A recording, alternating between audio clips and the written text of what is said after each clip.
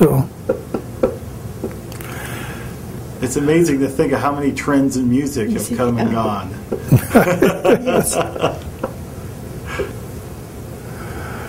Well, a lot of water under the bridge. We're still here, and of course it's something you'd never forget. We're still active.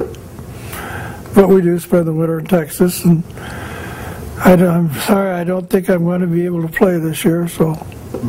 I think, I'm betting they'll talk you into it. I don't know how. Yeah.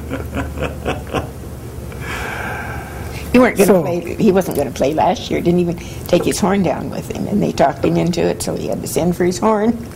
What horn do you play now? What model? What model? I'm not playing now. The model that the particular horn that I played was a Farkas model H179, and my granddaughter is now playing it. Oh, is that right? No, she's playing first horn with the high school. Well, not the first horn yet, but well, she was a freshman. She's a drum major. Yeah, she's also the drum major as a junior. All my kids have been in music. All my grandchildren have been in music. One is a band director in central Iowa, outside of Des Moines. All very, very either music majors or piano majors or something of the nature. Can you guys think of a story or two that would explain some of the first-hand experiences you've had with the power of music? Seeing, for example, a student maybe not doing so well and playing an instrument and maybe achieving more, something like this. Does anything like that come to mind to give an example of what you've witnessed musically? Well, there's a few. The thing that probably made me the happiest was if I was instrumental in running a child an instrument, it's that they end up being a very, very fine player. And I've had a few that way. One particular I remember is Steve Hendrickson. Sold him his first trumpet, and he's now the solo trumpet player with the National Symphony. And I had a flute player that played with the Indianapolis Symphony, and things like this. And this is what makes you, I can name a few, this is what makes you really, hey, it's been worthwhile, But then I remember a few that I've goofed on too. One kid in particular, and he still bookings me about it. He wanted to play trumpet, and I started him on trombone because he had too much of an overbite. Well, he finally got the band director to let him switch to trumpet, and he became a good trumpet player strictly to shove it at me. And he did. He worked so hard, because you had to work twice as hard to do that. And he did. Every time I say, I told you I could do that. And there's a few instances like that, too, But these are some things that you did when you really got to know the kids if you tried them out. And, well, as an example, I went to a podiatrist 2 days ago. He says, I got a fifth grade child that wants to start either drums or trumpet. He says, what do you recommend? Of course, I didn't know his son, but there's things that you looked at. First of all, the physical from standpoint, whether or not they're aggressive, which you kind of have to be to play a trumpet, whether or not they have good rhythm, which you have to have in order to be a drummer. Which one does he really want to play? Because that has a lot to do with it. And so there's still, it comes up every day. And it's kind of fun. So I had enjoyed talking to him about that. Did you have any thoughts about that? Watching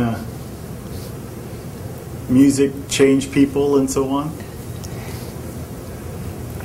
I probably have lots of them, but right now I can't think of any. It's only because I put you on the spot. Right, right. I still do some in-store renting instruments at this time of year when the kids come in, and I get I get a big satisfaction out of these kids are so eager and just they want to get their hands on that shiny instrument, and just seeing how happy they are to start out. Well, for many of them, it's one of the most important things in their life. But they don't all continue, which is all right. I mean, this is it's something you have to like.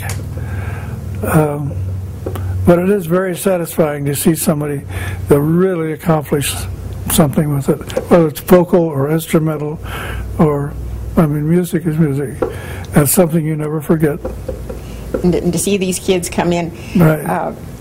Several years later, buying advanced music material and moving up in the ranks, it makes you feel good. Well said. Yeah. So, if you had to do it over, would you do the same thing? That's a leading question. How do I know? It depends upon the time, what comes up, and what you would do.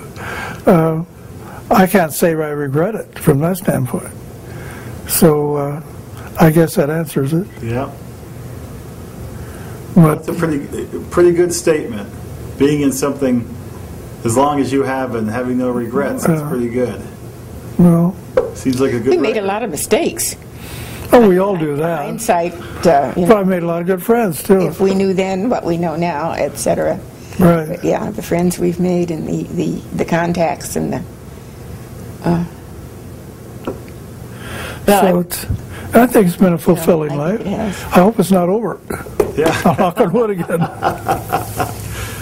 Yeah, this is only part one. We'll do a part two in 10 or 15 years. Okay, I'll remember that. I remember one particular instance. We were talking about Sandy and his daughter at Luther College, and they were out there for the weekend, and Doc Severinsen was playing someplace, I don't know where, but somehow he was going to be near Decorah. Anyhow, Doc Severinsen ended up at our house one night and sat in my kitchen eating my homemade vegetable soup. He was dressed in a powder blue tuxedo with wide satin lapels, and he had on powder blue patent leather shoes. And the next day I thought, my goodness, Lynn, I mean, here you are with Doc Severinsen having been in your kitchen. Oh, and we had a little bar thing in our family room in our house, and one wall was papered with marching band motif wallpaper. And when we had community concerts, Russ was was vice president of the local community concert association for many years, and we'd entertain. We would get the artists to autograph the wall after the concert, and at that time we provided the clinician for Luther College's Dorian Band Instrument Festival, which was a big deal for high school bands all over the upper Midwest. Yeah. Would send their outstanding kids. We would have a clinician or sometimes a director, 300 and 350 piece band. People like Philip Farkas, right, or one. Clevenger, you name it. Clevenger. Whatchamacallit from Eastman. Gene Russel was there 2 or 3 Well, times. we got to be good friends with Gene. That's another story. Yeah, that's another story. But we would have these guys autograph our who's the director? The first college job Gene Russel had was at Luther College, and I was when I was with LeBlanc, and Vito sent me out to hire Gene to see if he would be our educational director. And Gene had just been there a couple of years, and he says, "No, I don't know enough to do that." And that was back when many years. And then we got to be real good friends later. He came to visit us and with his kids, and our kids become good friends with his kids. And so I mean, this is what I mean by the music industry. We make a lot of good friends. So we've had a lot of fun. But I remember, I mentioned George Wilson, one of the directors. George Wilson was the orchestra director, no, the band director, at University of Missouri when I was there. And consequently, Van Bodegreven, I think, conducted the orchestra. I played in the orchestra. Well, I didn't play in George's band because it rehearsed the same time that the symphony rehearsed that I played in and got paid for. And so George said, finally one day he said, if you won't play in my band, he says,